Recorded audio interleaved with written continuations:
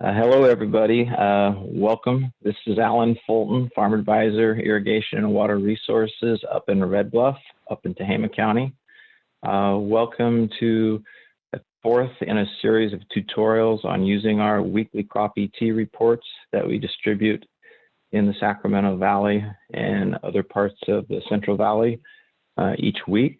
I'd like to welcome or just say thank you to Clint Zhu, Rachel Palmer of our program support unit at UC Davis for helping make this virtual meeting work.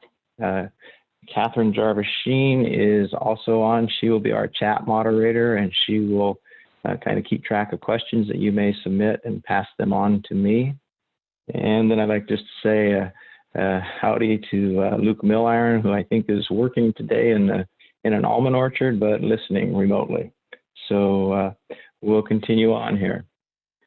So as I said, this is the fourth of a series of 5 planned tutorials. The first one was way back on April 3rd. We concentrated just on getting familiar with the weekly reports that you receive by email or that you can go online and view on our Sac Valley Orchards website.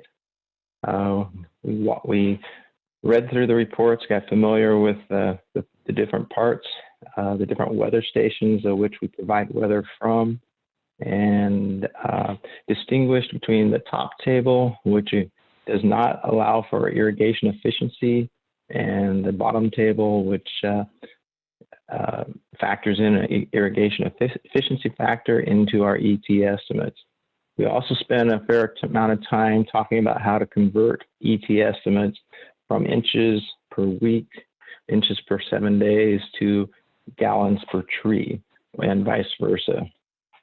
Ultimately, for that day, what we worked to was relating the ET estimates on a 7-day or weekly basis to your irrigation system design to be able to calculate a maximum hours of irrigation for a 7-day period based on your specific irrigation design.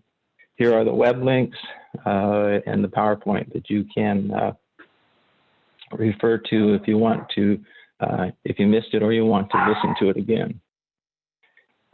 Second tutorial was April 21st. In this case, we worked on how to relate these ET estimates to the soil water holding capacities of the root zones of our orchard crops.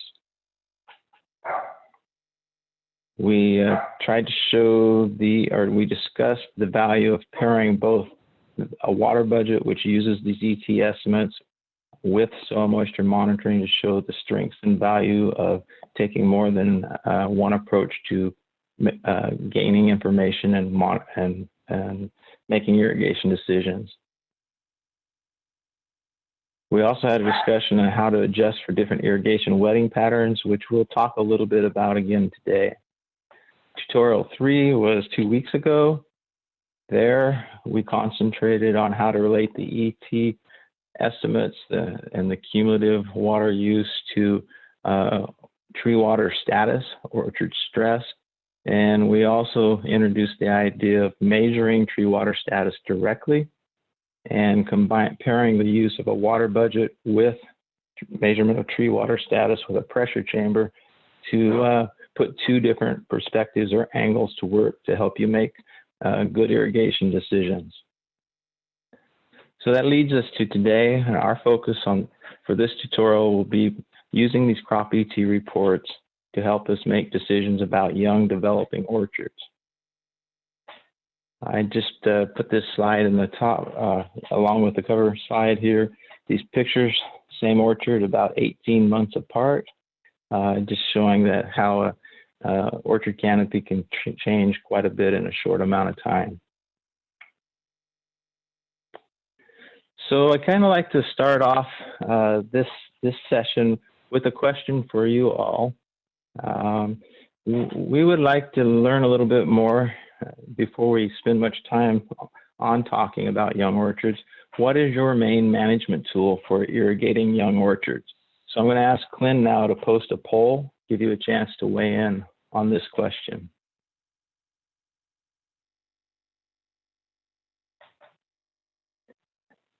So thank you for responding and an interesting feedback for us. It looks like kind of split evenly between using soil moisture monitoring versus having no experience at all with irrigating young trees. And coming in further behind is applying a portion of ET needed for more mature trees, which this will be kind of the subject of today, and maybe you'll find this will be helpful. You'll also see that a small fraction use pressure chamber and tree water status to help decide when to irrigate their young trees, and we also apply our previous experience. So for today, I'm going to try to approach the next hour from this line of thinking. We'll first talk about how to read the ET report with a young orchard in mind. We'll talk about the basic concepts about tree age, canopy size, and how that relates to crop ET. I'll suggest some general adjustment factors for almond, walnut, and prune, which you can use to easily adjust the ET rates and relate that to your irrigation system. And then we'll spend some more time on site-specific approaches to assess canopy size and adjust ET. Last, we'll wrap up with how to apply these ET adjustment factors to actually make irrigation decisions in your young orchards. So I just kind of wanted to start out with a little bit of background. If you go to our Sacramento Valley Orchard website and you Google or you look to our ET reports page where we report our ET for the different stations, you'll see at the top of the page where there is a link for more information on using ET reports. If you select this link and drill down, behind that you'll find a short, about a one-page read that gives you information about, gives you information about these ET reports. One of the things that this background provides is it tells us that we recommend the estimates in the reports as is, unadjusted, for bearing orchards, and we are referencing trees that are at least 5 years or older. So that leaves us the question of how to use this information for trees from first leaf through fourth leaf. This is the same report, another website in which you can get it. I would like to mention that this one-page write-up not only kind of specifies some of the assumptions, but it gives us some examples of how to use the ET information to make decisions about springtime questions of when to start irrigating, and also the frequency and how much water to apply once we're in the routine of irrigating. So when we're reading a weekly ET report with a young orchard in mind, typically we're going to look at the past week of water use. In this case, this example is for the 2 weeks ago, May 1st through May 7th of this year. And this is for the 4 different weather stations.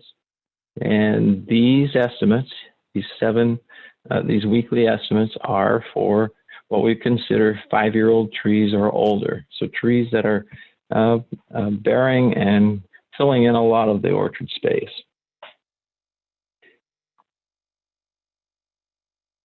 Same holds true for the rest of the numbers. These other numbers are just accumulations of the weekly ET numbers or forecasts of the next week's, or adjustments for irrigation efficiency in the bottom half of these tables.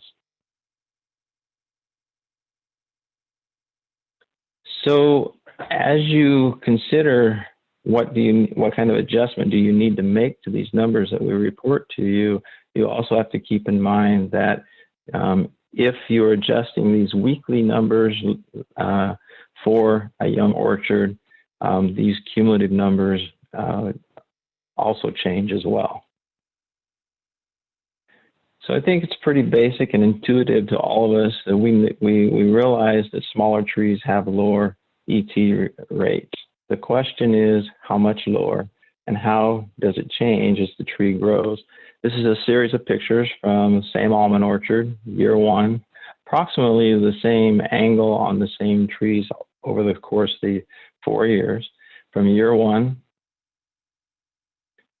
2, 3, and 4. And so these canopies are definitely growing, changing, and very dynamic in these first 4 years of establishment. Many factors influence how a young orchard develops. Start beginning with previous crop. What I have in mind there is the plant back issue. If you're trying to replant an orchard following an orchard, there may be more complications and more challenges. The orchard soils, their variability, their water holding capacity, how you go about preparing them before you plant the trees. And when I say readiness, what I'm thinking about there is, upon occasion, we do find young orchards that get transplanted before the irrigation system is in, and so have to try to sustain those newly planted trees by tanking and running water trucks until the irrigation system can be put in. So that's an example of what I mean by readiness. The source of the seedling trees, the genetics, whether they're potted, grafted, the age of the tree, whether they've been in cold storage, a number of factors can affect how those young trees start out, how vigorous and how fast they grow. Orchard spacing and transplanting methods can certainly affect it. The weather before, during, and after transplanting. Pruning and training methods. There's a wide range of pruning and training methods, and so this can certainly affect the rate of development. And weed competition can clearly be a factor. Ultimately, and at the end, irrigation and nutrition are variables as well. The reason I take you through this list is all these factors in combination. In turn, the actual ET and irrigation needs of a young developing orchard can vary considerably from one orchard to the next. Some information sources that can help you think about the development of a young orchard and its irrigation needs are suggested here. There's the Young Orchard Handbook that can be downloaded from the UC Davis Fruits and Nuts website at this link. Blake Sandin, emeritus from UC Cooperative Extension in Kern County, has a nice segment on almond drip microsprinkler and flood irrigation ET for young trees as well. So the easiest way that I can help you with how to adjust those ET estimates that you read on that weekly report is I can suggest some adjustment factors that are based by research that's been done, and they're just represented by tree age. So the first table here is work done by Blake Sandin. This is the website where you can actually look into it a little bit deeper. But what Blake is suggesting from his research is for a first leaf almond orchard that you would adjust these ET numbers for almond by about 40% during the course of the first year of growth of that orchard. He's suggesting 55% for second leaf, 75% for third leaf, and 90% for fourth leaf, leading us to the point that by fifth leaf, as I've already mentioned, we feel that we see pretty good evidence that we should be at approaching a maximum ET that won't change much as the orchard gets older. For walnuts, this is some of my own work done over the years. Similar to walnut, but a little bit different. I would suggest that first year, an average of 30% of the ET we report. The second year, 50%. Third year, about 85%.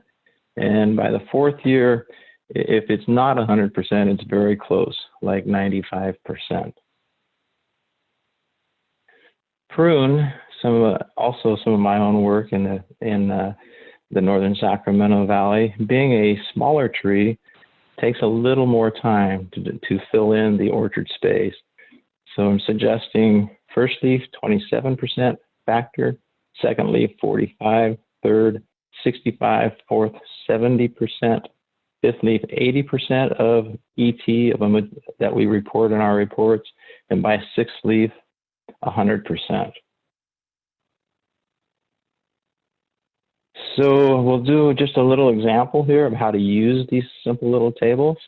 I'm going to use a first leaf walnut orchard, assuming the 30% fraction of a full ET. So the way we would use our report, we would say I'm growing a first leaf tree. I'm using the factor of 30%. I'm growing it in the Durham area of Butte County for this particular week, 2 weeks ago. The estimated ET was 1.3 inches. This was not adjusted for any kind of irrigation efficiency. I multiply it by that canopy fraction adjustment of 30% or 0.3, and that suggests about 4/10 of an inch of ET for this week to adjust for a first leaf tree. Using the same approach, but adjusting for efficiency of your irrigation system, instead of the ET being 1.3, it's a little bit higher because we're going to add extra water to make sure the areas of the orchard that get the least water get enough. And so we'd use 1.5 times 0.3, and we would get a 0.45 inch estimate of ET for a first leaf orchard. And this is a typo. This should read walnut orchard up here. I apologize for that. Okay. Let's do another knowledge checkpoint. Here's some information that you need. A recent weekly crop ET report indicated that the past 7 days of ET for mature almonds irrigated at 90% efficiency was 1.7 inches. Based on tree age, what is a rough estimate of weekly ET for a second leaf orchard for that same week?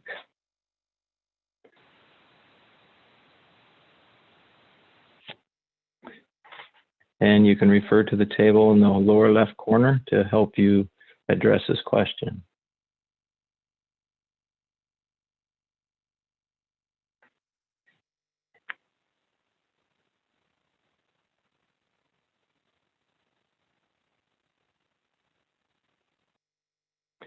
So the majority of us has submitted that 0.9 of an inch is the correct answer.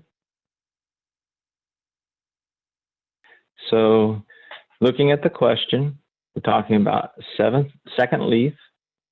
So we're talking about a conversion factor, adjustment factor of 55%.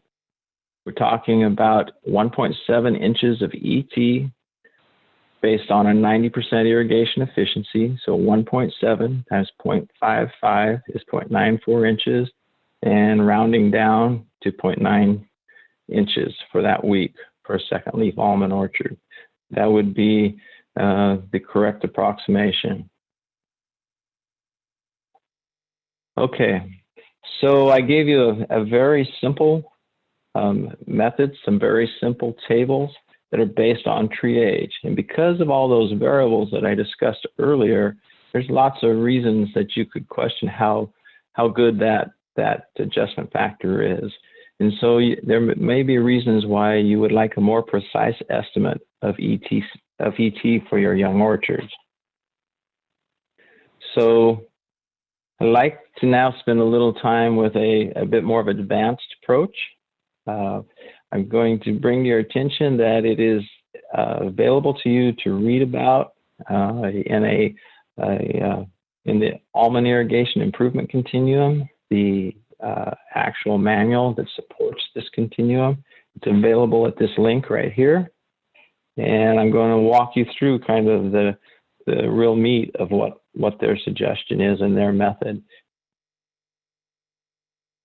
So what they are suggesting using is a relationship that's been well documented and published in the FAO Irrigation and Drainage paper 66.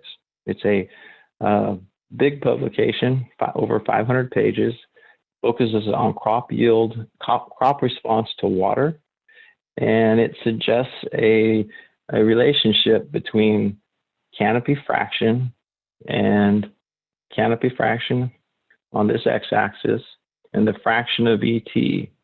And what it's basically showing is a pretty linear relationship from a very small tree up to about 70% canopy or midday ground shading or canopy fraction.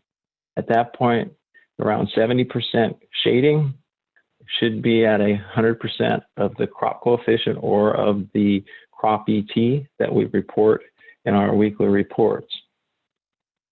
This function is applicable not only to almonds, but to walnuts, prunes, peaches.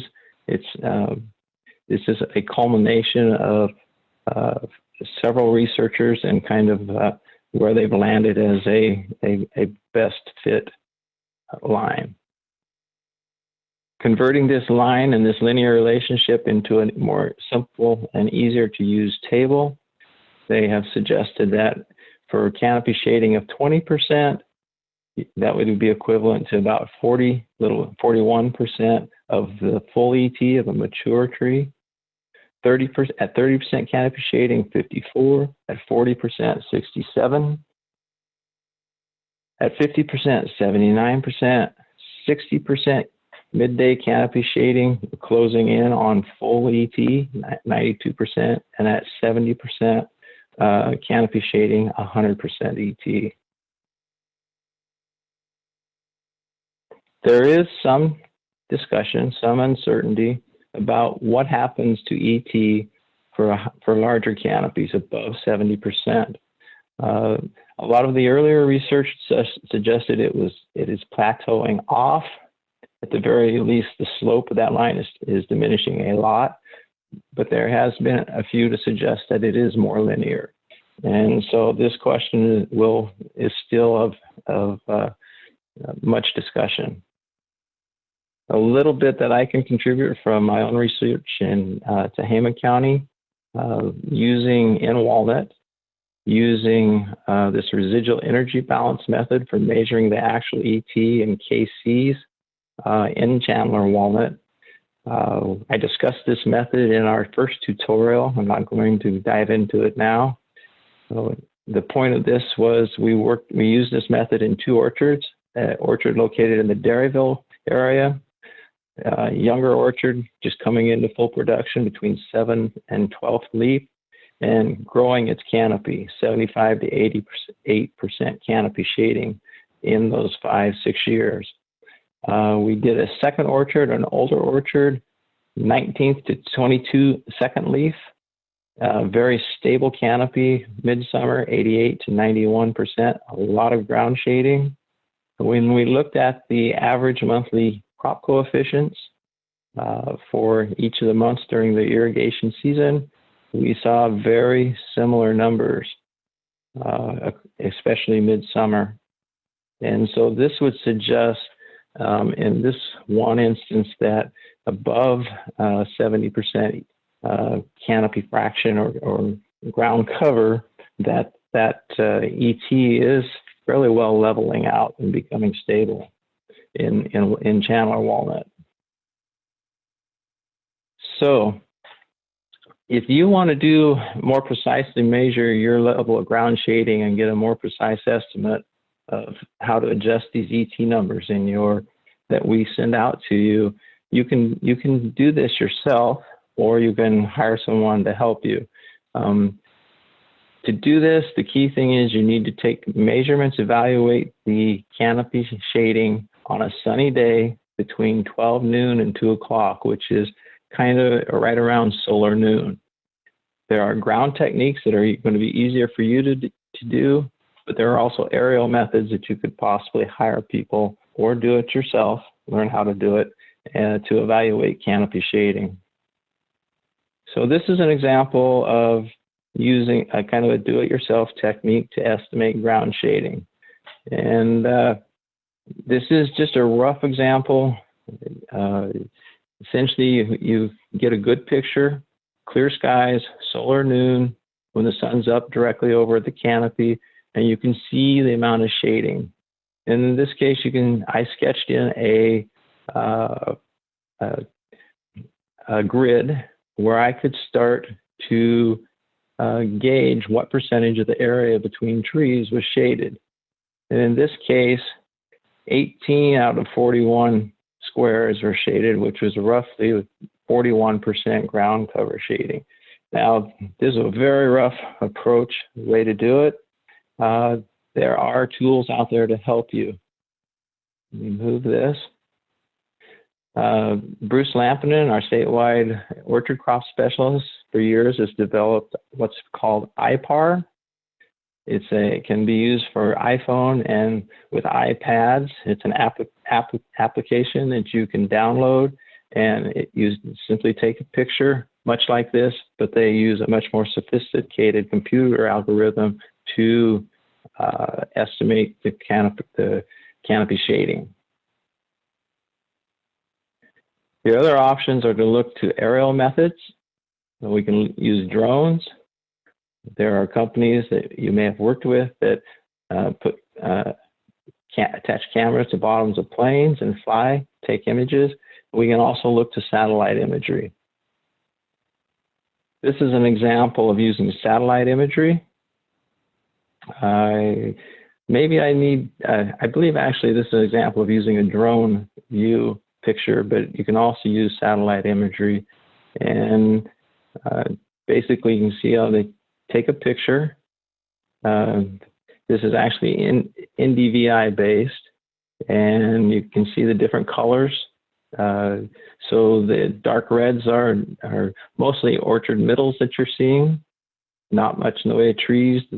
The yellows, grays, beiges are more intermediate sized trees, and then your larger trees are down here where it's blue. And they can start to quantify for you the distribution of your canopy, the average, in this case 47%, and kind of give you a distribution across the orchard of the canopy size. So we'll practice here for a minute on if we have a quantifiable measure of canopy, something more specific, precise for our orchard. So say in this instance, we had a third leaf tree, 65, and the general table based on age would suggest 65%. But we went out and actually quantified the shading, and it said 41%. And we came back to this relationship proposed by the used by the Almond Board and proposed by the Food and Agriculture Organization. You could see that for 40% ground shading, it's predicting a 67% proportion of full ET. So to practice just using this information for a minute, Alan, here is. Step back for 1 sec. We had a question in the chat. Do you have any guidance for KCs that are less than,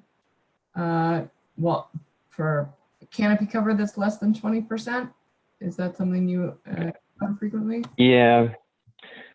Okay, so the question is guidance for canopy cover less than 20%. So in my experience, it's a low number, but it's a rapidly changing number. Okay, my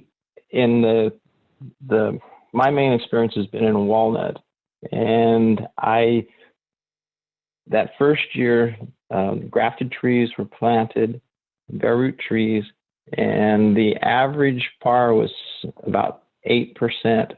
But so the par ranged from almost, just barely above zero up to around approaching 20% for the first year. Okay. And that was where I arrived at that number of around 20% for an adjustment factor. So despite being still a very small tree, it changes a lot from it changes a lot from planting till the end of the season. I guess the biggest thing I would say is during that first 4 to 8 weeks, ET is probably not a very viable way to look at it. I would lean a lot more on soil moisture monitoring. I'd lean a lot on an auger. I would remind everyone, maybe you've seen the video that Danny Lytle had put together, the importance of light, frequent irrigation, hitting the target where the root is. Make sure your emitter or your sprinkler is actually putting the water where you transplanted the tree. And I would lean for that first 4 to 8 weeks very heavily on light, frequent irrigation and monitoring with my soil moisture. Make sure that the water is hitting the target and not overdoing it, not underdoing it. During those first couple months, the ET is not very applicable. And once the tree starts growing, once you know it shows new shoots, showing the red tip, different things like that, showing you the vigor that you're shooting for. Once that's a sign it's getting rooted. At that point, these numbers are more applicable. Okay, let's see here.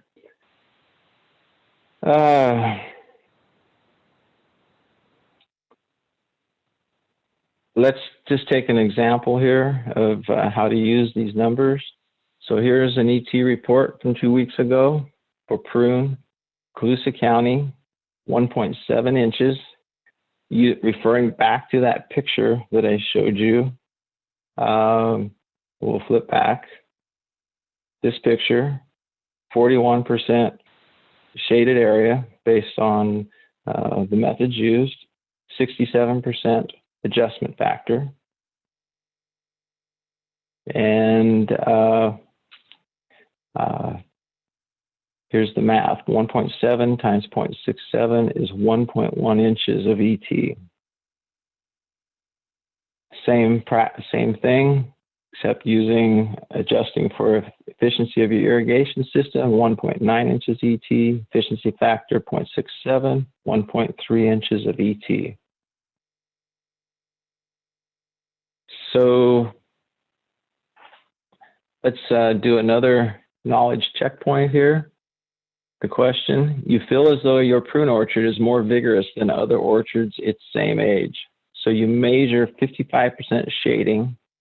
We sometimes call that PAR. That's photosynthetically active radiation. What fraction of the weekly ET reported for mature prunes would you use to determine the maximum hours of irrigation need?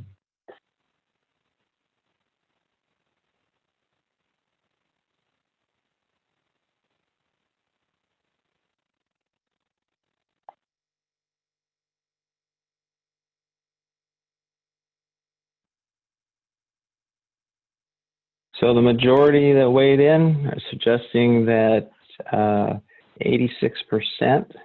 is the correct adjustment factor for this scenario. A few thought maybe 41%. And one said 100%. Let's see.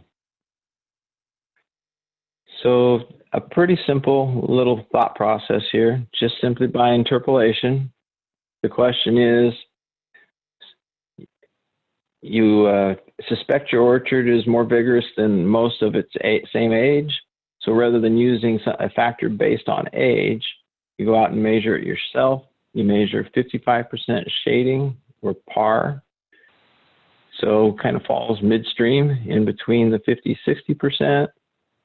So what fraction of the ET would you consider from our reports to use to determine the maximum hours of irrigation needed? So interpolate in between the 79 and 92, and that does work out to be about 86%. Okay. Whether you want to touch on this now or save it for later, someone is asking how leaching fraction fits in with all these numbers and formulas. So leaching fraction is the additional water necessary for managing salinity accumulation in the root zone. Okay. Obviously, it's it's going to be more importance if you have salinity in your water quality, and probably more importance as you move south down the Central Valley, where leaching from rainfall is less likely to be a factor or adequate. Okay, these numbers are not really building in. We're not really thinking about adding extra water during the irrigation season for leaching at this point. In general, I've always encouraged, it's hard to accomplish effective leaching when you have a tree growing and transpiring and the gradient is for the water to want to move towards the surface. So I've always encouraged the best time for leaching is when the tree's dormant, if you have the water. And so that's one consideration as to when you would do it. The other thing with leaching for salts on young trees, we want to be cognizant of, as long as we're within reasonable salinity, soil salinity levels, we want to be cognizant of trying not to put extra water on that could be possibly hang up from slow percolation and drainage and actually threaten root health from anoxy conditions. So again, really this isn't designed, these factors aren't really intended for salinity, and salinity, when possible, I'd encourage trying to manage in the off season when you're not working against the pull of evapotranspiration. Okay. So the rest of this time I'd like to spend on how to apply these ET adjustment factors to guide your irrigation management decisions, okay? And to this point, we've spent most of our time discussing different ways, sources of adjustment factors and how to use them to adjust the ET that comes in our weekly reports, okay? When you receive the weekly ET report, you select your crop, you note the ET rate for the past 7 days and multiply it by the adjustment factor that you best think fits your situation, okay? At that point, you can then, once you've adjusted the ET rate in our table, you can calculate a maximum weekly irrigation requirement, a set time, based upon your specific irrigation system, and that can serve as a guideline of how many hours you need to irrigate for that week. We've spoke about this in earlier tutorials. We have a calculator at this web link right here to help you with this calculation, and I will use it again in this example. So, carrying forward from the previous example, the weekly crop ET we calculated would be 1.3 inches adjusted for that. Carrying forward from that prune example, 1.3 inches of ET with the single line drip irrigation, application rate of 0.03 inches per hour. The math works out to be, divide the 1.3 by 0.03, that works out to be equal to 43 hours of irrigation to supply that ET. So let's kind of work through this using an example, knowledge checkpoint number 4. The question is, the weekly ET report shows the past week of ET at 90% efficiency was 1.9 inches for mature prunes.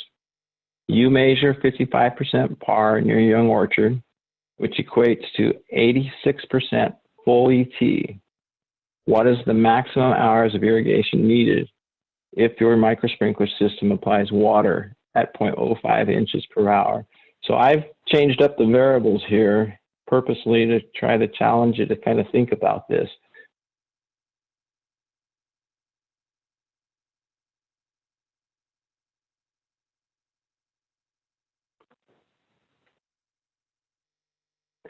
So everybody that submitted a response indicated that this equated to 33 hours of irrigation to replace the ET used by this developing prune orchard. So the thought process and the math behind the thought process is like this. So our ET report suggests for that particular week and a set of weather conditions and location, 1.9 inches for mature prunes. We use a conversion factor of 86%, which correlates with the 55% canopy light interception. So this equals 1.6 inches, 1.63. Our micro sprinkler system puts out 0.05 inch per hour. So 1.63 inches of ET adjusted for the smaller canopy divided by a 0.05 inch precipitation rate equals 32.7 hours, rounded up, 33 hours of irrigation needed for the week. So everybody that responded either understands the calculation or followed what other folks submitted first. Okay. So I want to kind of wind down here. There are other water management considerations that go into using these weekly ET reports and these attempts to adjust for smaller canopy trees, okay? Two things I wanted to just focus on was, one, allocating the total weekly hours in a way that accounts for a partial wetting pattern of the drip irrigation system or a micro sprinkler that has a cap on it, and the soil water holding capacity. And I also want to talk just a little bit about ET rates, how they may not be the same as the irrigation requirement. Here is for the same orchard, single line drip. The actual drip system is designed based on its pumping output and the drip emitter sizes and the numbers per tree to deliver 0.03 inches per hour. And this also relates to the total farmable area, the area of the transpiring and evaporation surface of the land, okay?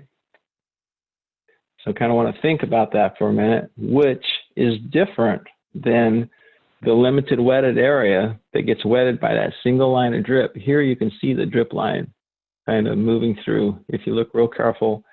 And so in general, for this particular drip system, the wetted area is only about 20–25% of all the planted area. And so we have to consider this differently from the entire design perspective.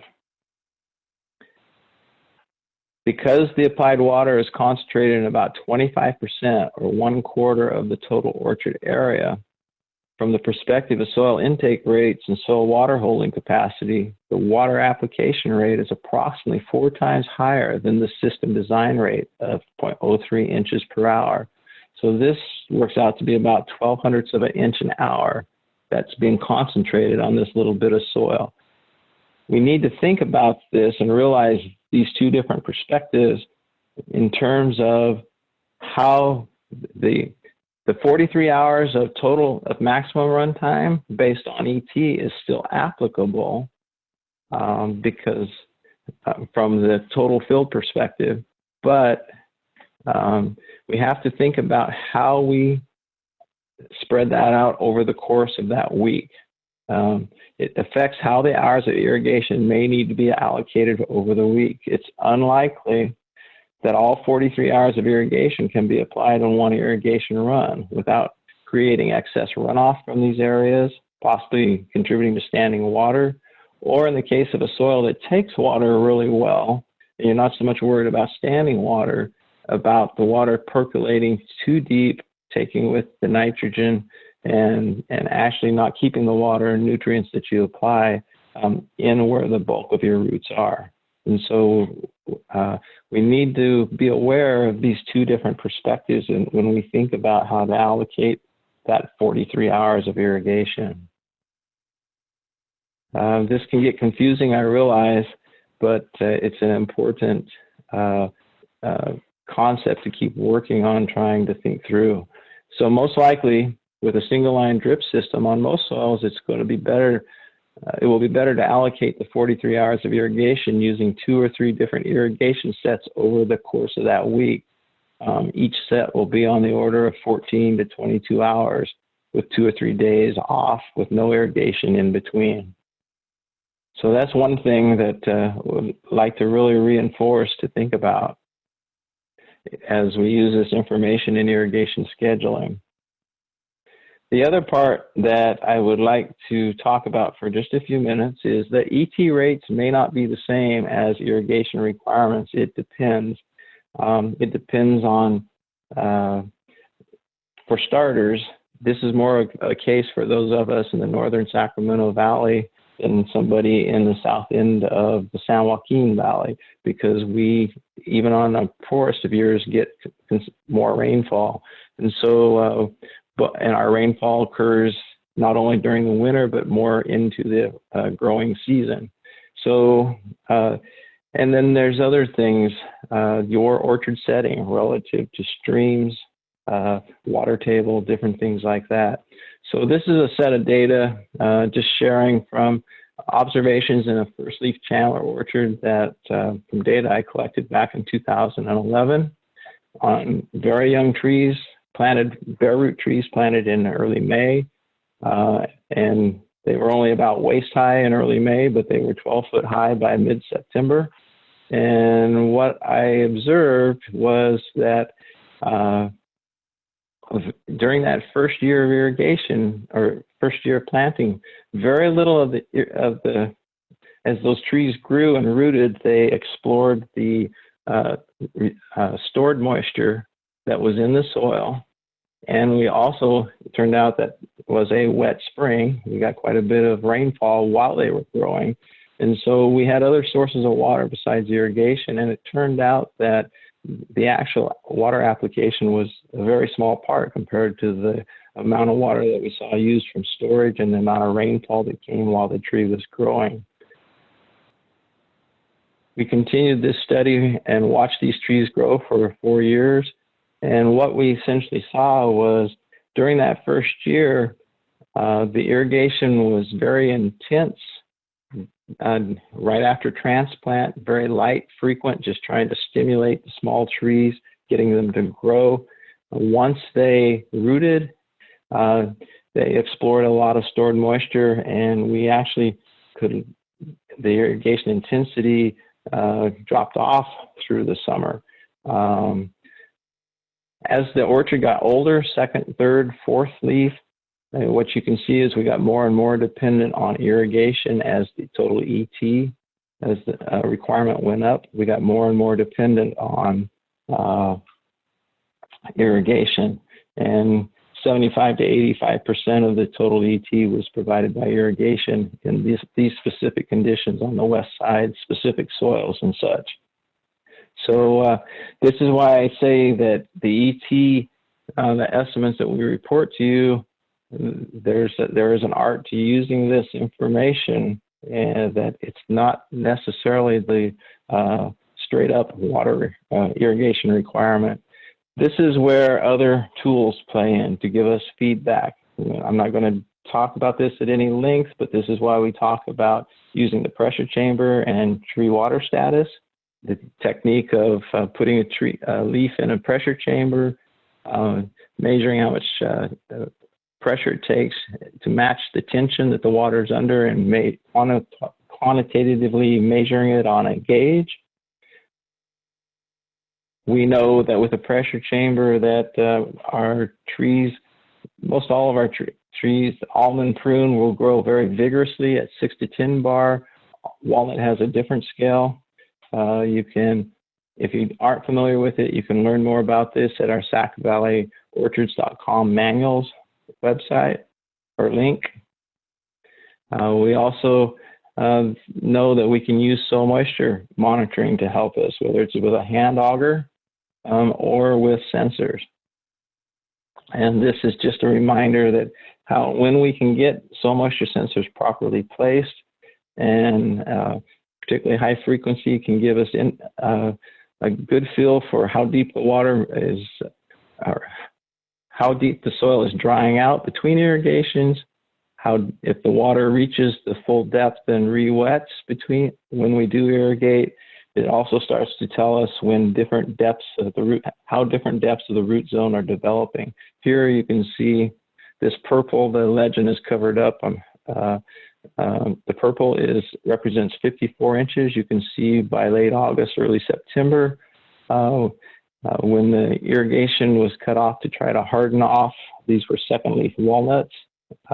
You could see how deeper, we started to see drying out of the deeper soil by roots at 54 inches. And so the point being that, again, ET doesn't always mean that is your full irrigation requirement, and these other tools have a definite fit to help us understand that better. Okay, we are at our 1 hour and we need to wrap up, and this is our final checkpoint question. Are you more likely to irrigate young trees based on a proportion of reported ET? Yes, no, yes, along with other information. All right, well, thank you for sharing your thoughts on this question. I'm glad to hear that you would consider to continue to use these adjusted ET reports, information, and recognize the importance of maybe some of the other tools as well. So with that, we'll close. I want to say thank you. Let me see if I can, just a reminder, we are going to do one last tutorial 2 weeks from this afternoon, Friday, May 29th. It's going to be kind of a wrap up. We'll try to pull together all the things we've talked about in the past tutorials, but mostly kind of talk about looking to the future as far as advanced tools that might be available to us to achieve better, continue to pursue good water management and competitive production. With that, have a good weekend, and thank you for joining us.